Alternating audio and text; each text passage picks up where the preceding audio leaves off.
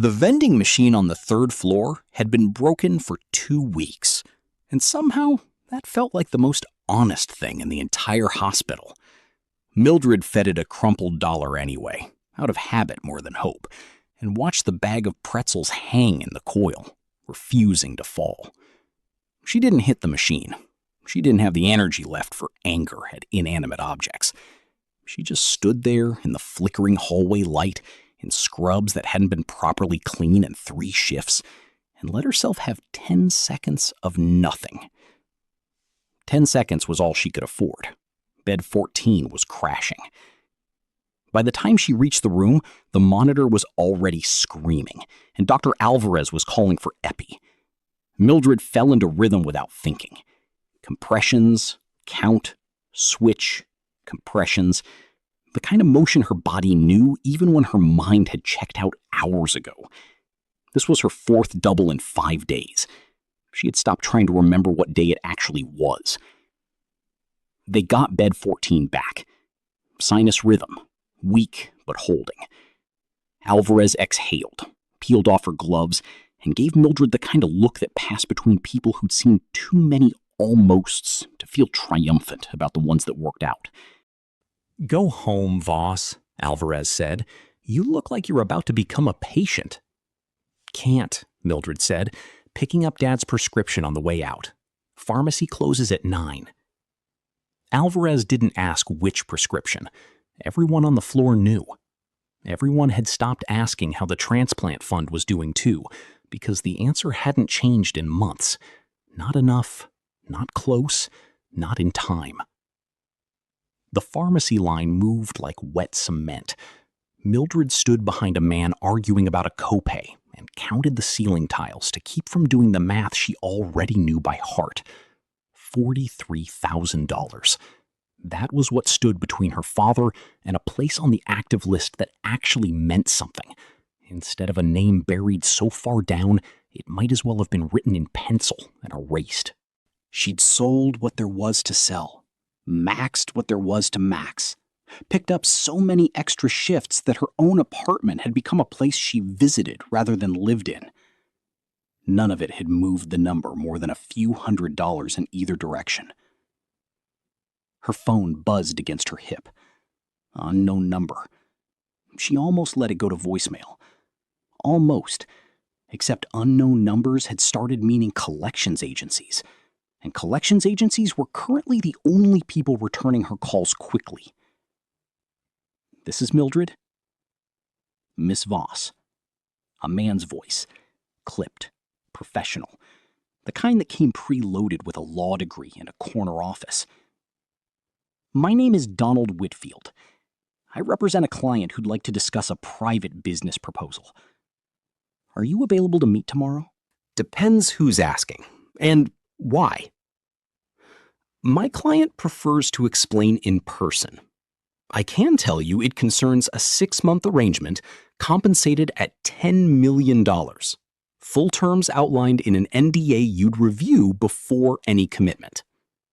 A pause. Deliberate. Letting the number land. "I understand that may sound unusual."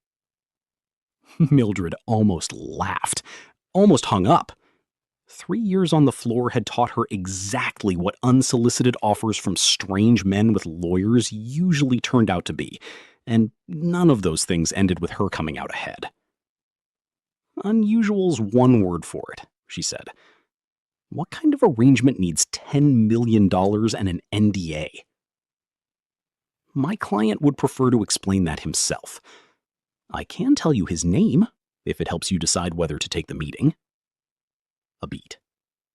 Aston Cross. She knew the name, the way everyone knew it, from headlines. Not headlines about scandal, but the duller, heavier kind. Acquisitions, IPOs, a face that showed up in business press, looking like it resented the photographer for existing. She'd never once imagined that name attached to a phone call meant for her. The pharmacist called her number. The line behind her shifted, impatient. "Send me the address," Mildred said, and hung up before she could talk herself out of it. She picked up her father's prescription with hands that weren't quite steady and didn't tell him about the call when she got home. Not yet. Not until she knew whether it was a way out or just another door that would slam shut the moment she got close enough to hope. The address Whitfield sent led to a building Mildred had walked past 100 times without ever looking up. Glass and steel rising so high it seemed to disappear into the smog. The kind of place that didn't bother with a sign, because everyone who needed to find it already knew where it was. She'd worn her one good blazer, the navy one from a job interview 3 years and a different life ago, and still felt underdressed the moment the elevator doors opened onto the top floor. The receptionist barely looked up. Whitfield was waiting, exactly as polished as he'd sounded on the phone, and led her down a hallway lined with art that probably cost more than her father's entire hospital bill. "Mr. Cross will join shortly," he said, gesturing her into a conference room with a table long enough to land a plane on. "Coffee? Water?" "I'm fine," Mildred said, though her hands weren't. She'd spent the night convincing herself this was a scam, a mistake, a prank designed to humiliate a tired woman who'd been desperate enough to say yes to a stranger's phone call. But scams didn't usually come with buildings this tall. The door opened, and Aston Cross walked in like a man entering a meeting he'd already decided the outcome of. He was taller than his photographs suggested, broader too, the kind of build that came from discipline rather than vanity. Fair-skinned, sharp-jawed, a sleeve of tattoos disappearing beneath a perfectly tailored cuff. The only thing about him that didn't match the rest of the room's cold precision. He didn't smile. He didn't extend a hand. He simply sat, opened a folder, and looked at her the way someone might look at a contract clause they hadn't decided whether to approve. "Ms. Voss," he said, "thank you for coming. You're paying me $10 million. Least I could do is show up."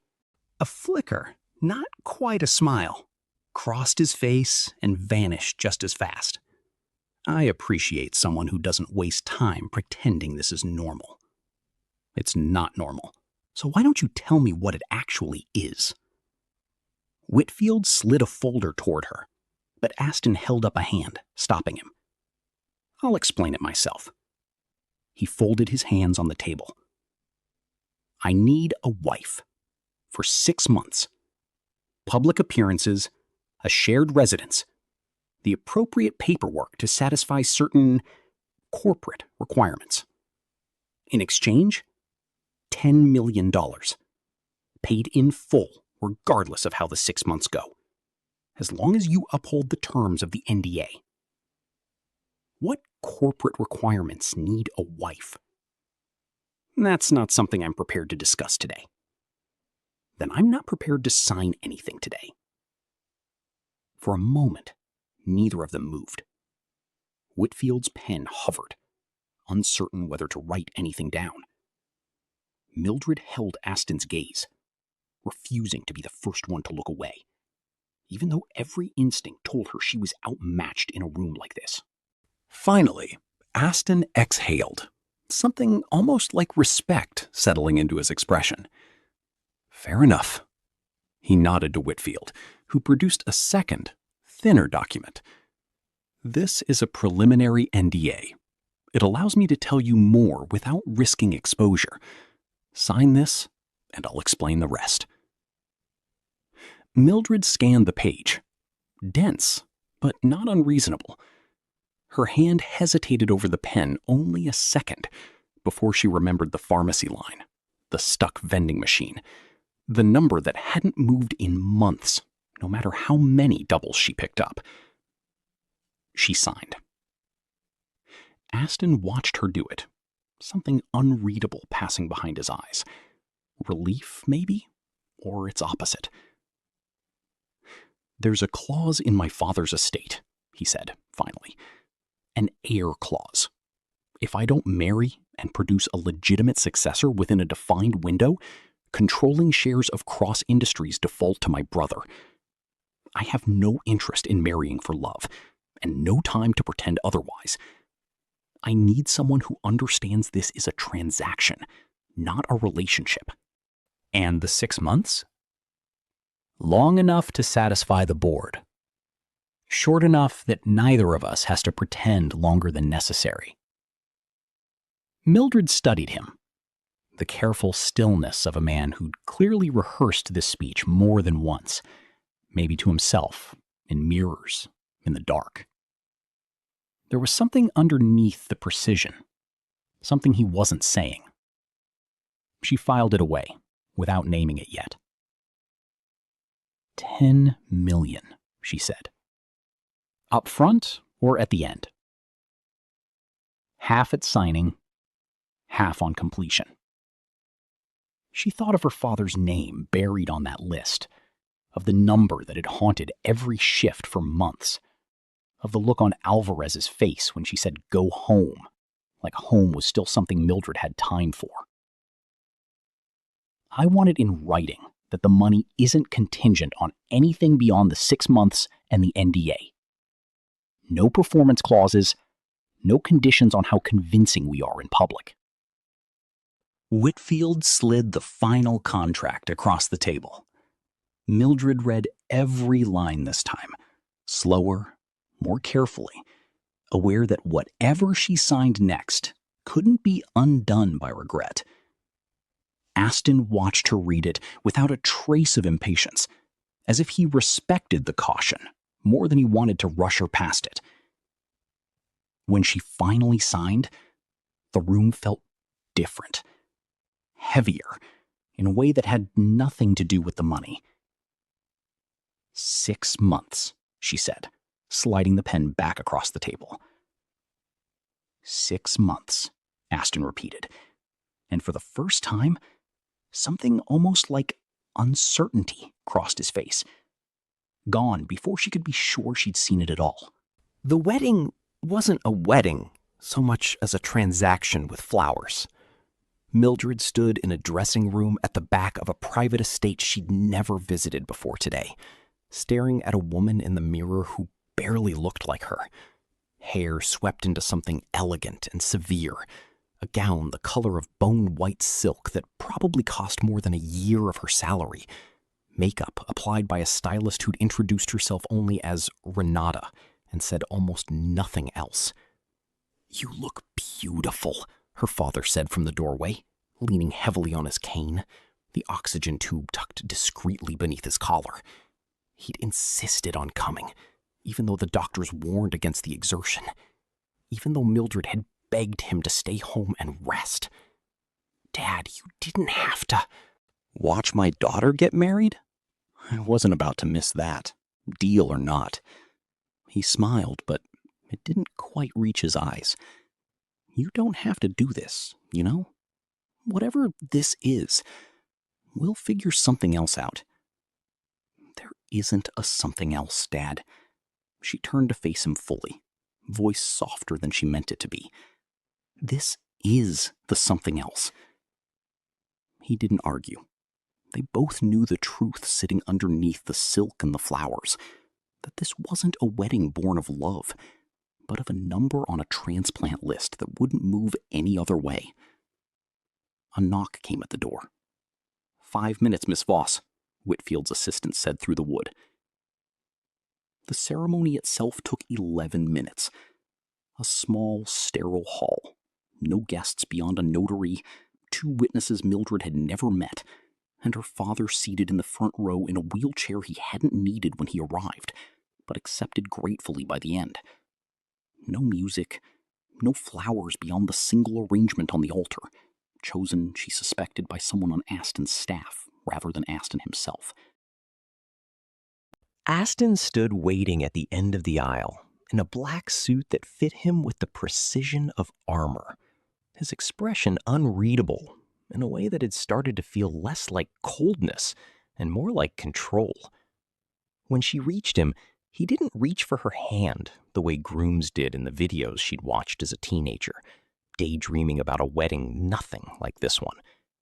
He simply looked at her, steady, searching, like he was trying to solve something he hadn't expected to find difficult. "You look like you'd rather be anywhere else," he murmured, just low enough for her to hear. "I'd rather be somewhere my father isn't in a wheelchair he didn't need yesterday," she murmured back. "But here we are." Something in his jaw tightened. Not at her, she realized, but at the reminder of why any of this was happening at all. The notary spoke words that meant nothing and everything at the same time. Mildred said "I do" to a man she'd known for exactly 9 days. Aston said the same, his voice steady, controlled, betraying nothing of whatever sat underneath it. When it came time for rings, his hands were warm, warmer than she expected, given how cold everything else about him seemed.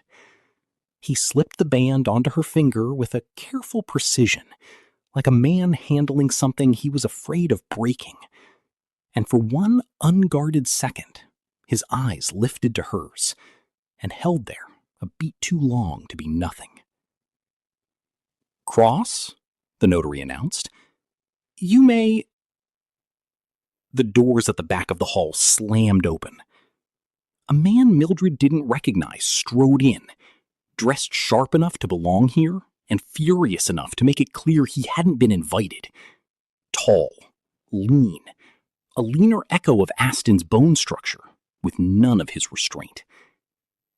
"Don't bother finishing," the man said, voice carrying easily across the small hall. "I think your new wife deserves to know exactly what she signed up for, brother." Aston's entire body went rigid. "Greg, get out." Not until she hears it from someone who isn't paying her to keep quiet. Greg's eyes cut to Mildred, something almost like pity flickering across his face. "Ask him about the diagnosis, sweetheart. Ask him how long he's actually got left. And ask him why he picked you specifically out of every nurse in this city." The room went silent in the worst possible way. Mildred turned to Aston, waiting for him to laugh it off, to dismiss it the way he dismissed everything inconvenient. But for the first time since she'd met him, Aston Cross said nothing at all.